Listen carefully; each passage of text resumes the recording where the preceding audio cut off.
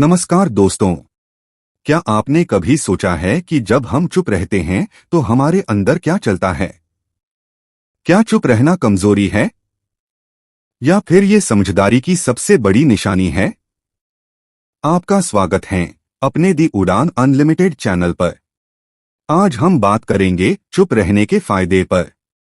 ये सिर्फ एक आदत नहीं है बल्कि एक मानसिक शक्ति है जो आपकी जिंदगी को बदल सकती है। चुप रहना एक मानसिक शक्ति है। चुप रहना एक कला है। ये वो कला है जो हर कोई नहीं जानता, और जो जान जाता है वो जिंदगी को एक अलग नजरिए से देखने लगता है। जब आप चुप रहते हैं आप अपने आसपास की चीजों को बेहतर तरीके से सुनते हैं। आप बिना बोले दूसरों को समझते हैं। आप प्रतिक्रिया नहीं बल्कि विवेक से निर्णय लेते हैं। शब्द बोलते हैं लेकिन मौन महसूस करवाता है। चुप रहने से मिलने वाले मानसिक फायदे। अंदर की शांति। जब आप बोलते नहीं हैं तब आप अपने विचारों को साफ सुनते हैं। ये आत्मनिरीक्षण की प्रक्रिया को तेज करता है। फोकस और ध्यान में वृद्धि। जब आप बाहरी शोर से खुद को काट लेते हैं तो ध्यान अपने आप भीतर आता है। क्रोध पर नियंत्रण। कई बार हम गुस्से में कुछ ऐसा कह देते हैं जो हमें नहीं कहना चाहिए। चुप रहना उस आग को बुझाने जैसा है। नकारात्मकता से बचाव। बहस, गॉसिप और आलोचना से दूर रहना आसान हो जाता है जब आप चुप रहना सीख जाते हैं। चुप रहना रिश्तों की कुंजी। चुप रहना रिश्तों को सुधार सकता है। हर बात का जवाब देना जरूरी नहीं होता। कभी कभी सामने वाले को बस सुनना ही काफी होता है। आपकी चुप्पी सामने वाले को सोचने पर मजबूर करती है। एक अच्छी बात याद रखिए, चुप रहकर आप खुद को सुरक्षित भी रखते हैं और दूसरों का सम्मान भी करते हैं। चुप्पी और सफलता का रिश्ता। सफल लोग बहुत कम बोलते हैं और ज्यादा सुनते हैं। वो सोचते हैं, समझते हैं और फिर बोलते हैं। चुप रहकर आप अपनी ऊर्जा को बचाते हैं और उसे अपने लक्ष्य पर केंद्रित करते हैं।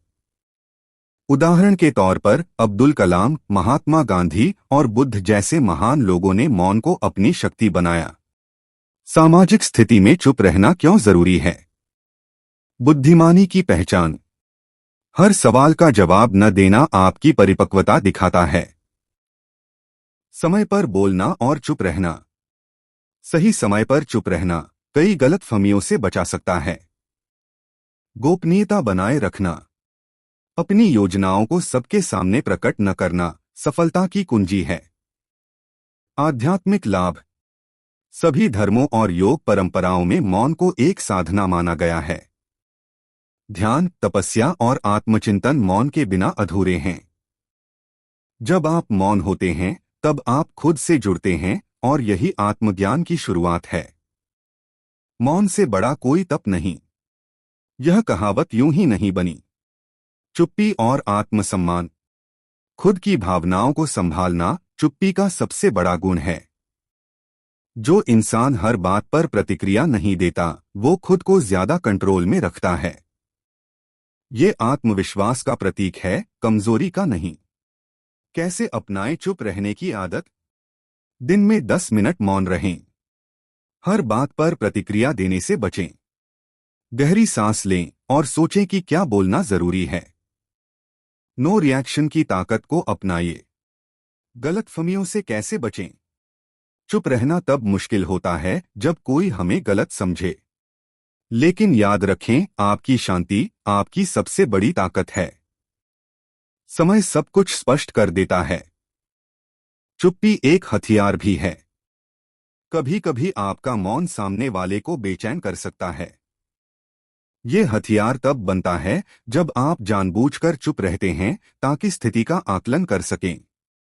तो दोस्तों, अब जब आप जान चुके हैं कि चुप रहना सिर्फ बोलने से बचना नहीं, बल्कि ये आपकी सोच, आपकी ऊर्जा और आपके व्यक्तित्व का हिस्सा है, तो क्या आप तैयार हैं इसे अपनाने के लिए? याद रखिए, मौन वो भाषा है जिसे हर कोई नहीं समझता, लेकिन जिसने समझ लिया वह जिंदगी को गहराई से जीता है। उड़ान अनलिमिटेड, जहां उड़ान सिर्फ सपनों की नहीं, सोच की भी होती है। अगर आपको यह वीडियो पसंद आया हो तो लाइक करें, शेयर करें और हमारे चैनल को सब्सक्राइब करें। तो दोस्तों, मिलते हैं ऐसे ही इंटरेस्टिंग वीडियो के साथ। तब तक के लिए अलविदा, अपना ख्याल रखना।